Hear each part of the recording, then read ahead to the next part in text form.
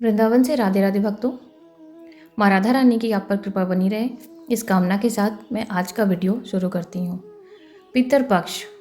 पितृपक्ष में बहुत सी कहानियाँ ऐसी हैं जिसे सुनना बहुत ज़रूरी है। आज मैं पिंडदान क्यों किया जाता है और 16 दिन तक ही पिंडदान क्यों किया जाता है, इसकी कहानी आपको सुनाने जा रही हूँ।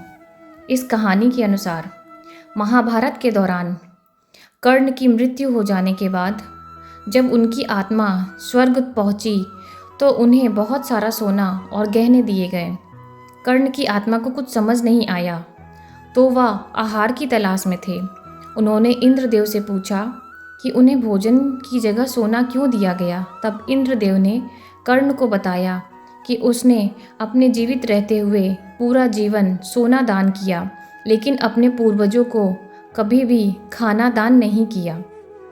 तब कर्ण ने इंद्र से कहा, उन्हें यह ज्ञात ही नहीं था कि उनके पूर्वज कौन थे। इसी वजह से वह कभी उन्हें कुछ दान नहीं कर सके।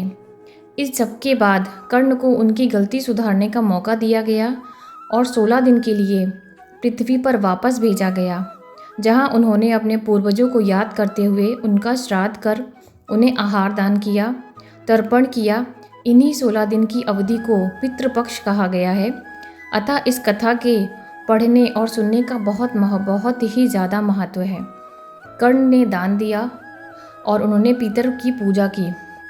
इसी कारण हमारे हिंदू धर्म में 16 दिन के लिए पितृपक्ष आते हैं और पितरों की सेवा और तर्पण किया जाता है।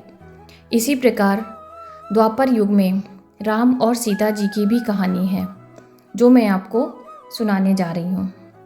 वाल्मीकि की रामायण में सीता द्वारा पिंडदान देकर दशरथ की आत्मा को मोक्ष दिलाने का संदर्भ आता है। वनवास के दौरान भगवान राम, लक्ष्मण और सीता पितृपक्ष के दौरान श्राद्ध करने के लिए गया धाम पहुँचे। वहाँ श्राद्ध कर्म के लिए आवश्यक सामग्री जुटाने हेतु राम और लक्ष्मण नगर की ओर चल दिए। उधर दोपहर हो गई। पिंडदान का कुपित समय निकलता जा रहा था और सीता जी की व्याकुलता बढ़ती जा रही थी। तभी दशरथ जी की आत्मा ने पिंडदान की मांग कर दी। गया जी के आगे फाल्गुन नदी पर अकेली सीता जी असमंजस में पड़ गईं। उन्होंने फाल्गुन नदी के साथ वटवृक्ष, केतकी के फूल, गाय को साक्षी मानकर बालू का पिंड बनाकर स्वर्गीय राजा दशरथ के निमित्त पिंडदान दे दिया। थोड़ी देर में भगवान राम और लक्ष्मण लौटे तो उन्होंने कहा कि समय निकल जाने के कारण मैंने स्वयं पिंडदान कर दिया है। बिना सामग्री के पिंडदान कैसे हो सकता है? इसके लिए राम ने सीता से प्रमाण मांगा। तब सीता जी ने कहा कि फाल्गुन नदी की रेत, केतकी का फूल, गाय और वट वृक्ष और कौवा मेरे श्राद्ध कर्म की गवाही दे सकते हैं, लेकिन फाल्गुन नदी, गाय और केतकी के फूल और कौवे और ब्राह्मण इन तीनों मुकर गए। सिर्फ वट वृक्ष ने ही सही बात कही। तब सीता जी ने दशरथ का ध्यान करके उनसे ही गवाही देने को प्रार्थना की।